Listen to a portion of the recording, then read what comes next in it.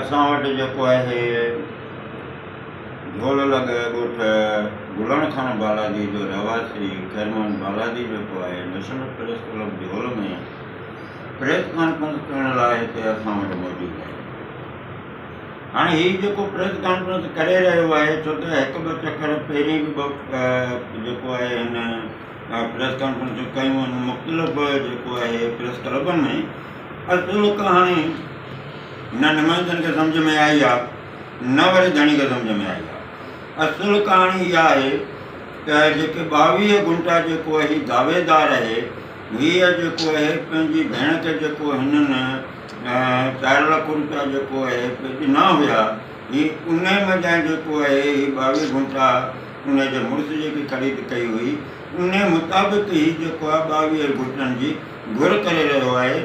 ऐं अॻिली जेकी धुर आहे उहा 4 एकड़ 7 गुंटा जेकी आहे जेको हुनजो खातो आहे 7वें बारहं जे हिसाब सां उहो उन जा 22 गुंटा हुनजी जेकी भेण माज़ूर भेण आहे उनखे ॾिना वञनि पिया।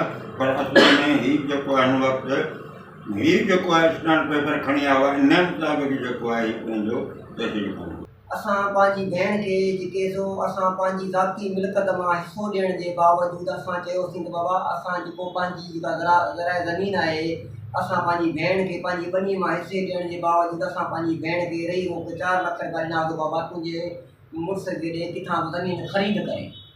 ठीकु आहे, जेकॾहिं असां हीअ अॼु उहो 4 लाख रुपया पंहिंजे मुड़ुस खे ॾेई करे इन ॻाल्हि जी तव्हांखे मूंखे ख़बर आहे त हीअ 4 लाख में 22 गुंटा वरिता विया आहिनि ऐं इन 22 गुंटनि जो को बि न वॾेरो थो सम्झे न का कानून थो सम्झ में ॻाल्हि अचे। हीअ जेके असांखे 22 गुंटा ॾिया विया आहिनि त 4 एकड़नि 7 गुंटनि मां ॾिना विया आहिनि त हीअ असांखे क़बूल न आहे। पहिरियां जेका हीअ ज़ाती भेण जी प्रॉपर्टी आहे यानी कि असां पंहिंजा 4 लाख रुपया पंहिंजी भेण खे ॾिना पंहिंजे ज़राए ज़मीन मां।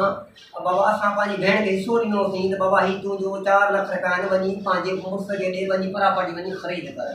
हीअ जेका असुल कहाणी आहे त हीअ पंहिंजी मुंहिंजी भेण हीअ 4 लाख में 22 गुंटा खणत कया चाचे ग़ुलाम अहमद बालाजीअ खां ऐं उन जेको ग़ुलाम अहमद जो पुटु आहे मारूम लीमो ख़ान बालाजी जेको सो पंहिंजे पीउ खे मारूम खे 4 लाख रुपया ॾेई 22 गुंटा ख़रीद कया। ठीकु आहे, ऐं अॼु खां 2016 में एग्रीमेंट थी आहे तंहिंजे बावजूदि अलाह थो करे त हीउ जेको सो सिस्टम हलंदो रहियो आहे त अॼु ताईं असां पंहिंजे हक़ लाइ भॼंदा रहिया आहियूं। हाणे हीअ जेके ॿई मुखालिफ़ूं धुरियूं आहिनि असांखे टाचर कंदा रहिया आहिनि। हीअ चवनि था त तव्हांखे 22 गुंटा ॾिना पिया वञनि 22 गुंटा ॾिना पिया वञनि। हीअ जेका असांजी ज़ाती भेण जी प्रॉपर्टी आहे असांखे उहा क्लियर करे ॾिनी वञे। उहो जेका 4 एकड़ 7 गुंटा उहा ॿी शइ आहे। उन्हनि में असां चाहियूं था त बाबा पहिरियां जेका असांजी भेण जी प्रॉपर्टी आहे उहा असांखे साफ़ करे ॾिनो वञे। जेका 22 गुंटा आहिनि 4 एकड़ 7 गुंटा उहा अलॻि शइ आहे।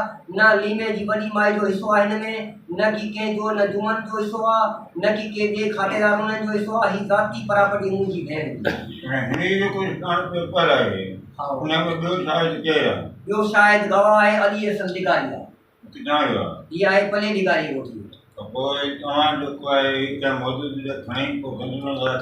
अदा असां वियासीं चङनि मठनि वटि चङनि मठनि चयो त हीअ शइ पूरी आहे।